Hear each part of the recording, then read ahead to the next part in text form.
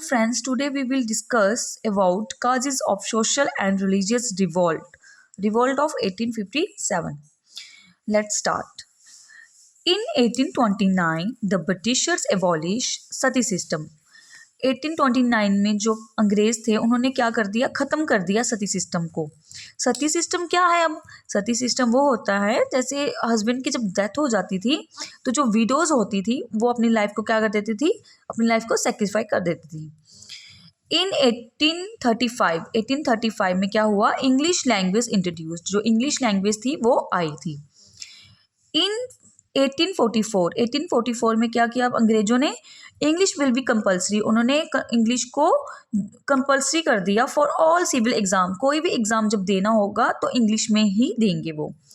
इन 1856 में क्या किया, हिंदू विडोज री मैरिज एक्ट पास, उन्होंने बोला कि जो जिनके हस्बैंड की डेथ होगी वो भी, जो वो औरतें हैं वो घर पे नहीं रहेंगी, वो भी फिर से क्या कर सकती हैं, शादी कर सकती हैं।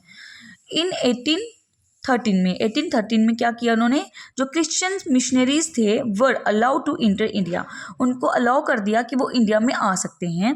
क्रिश्चियन सेड, और क्रिश्चियन जब आ गए इंडिया में वो क्या कहने लगे, द गॉड इज़ वन, कि भगवान एक ही है, and come join our community, और आओ और हमारी कम्युनिटी में ज्वाइन करो। बैंड कास्ट, और जो ब्रिटिशर्स थे उन्होंने क्या किया, बैंड कर दिया कास्ट सिस्टम को। जैसे कास्ट होता था ना, ये ब्राह्मण है, ये राजपूत है, उस सिस्टम को उन्होंने टोटली क्या कर दिया, बंद कर दिया। और अनटचेबिलिटी को भी, अनटचेबिलिटी क्या थी, छुआछूत, जैसे कि हाई इन्फीरियर और सुपीरियर में जो अनटचेबिलिटी होती थी उसको भी क्या कर दिया, ख़त्म कर दिया पूरी तरह से। लेकिन अब हमारे जो क्या हैं, इंडियंस जो हैं उनको प्रॉब्लम होगी ना, बट द इंडियंस सॉ, लेकिन जैसे ही इंडियंस ने देखा वी सोशल रिफॉर्म्स, ये जो सोशल सामाजिक जो सुधार हो रहा है, एज अनफेयर, ये सही नहीं है, एज इंटरफेरेंस, ये क्या हो रही है, इंटरफेरेंस हो रही है उनके बिलीफ और कस्टम में। Thank you so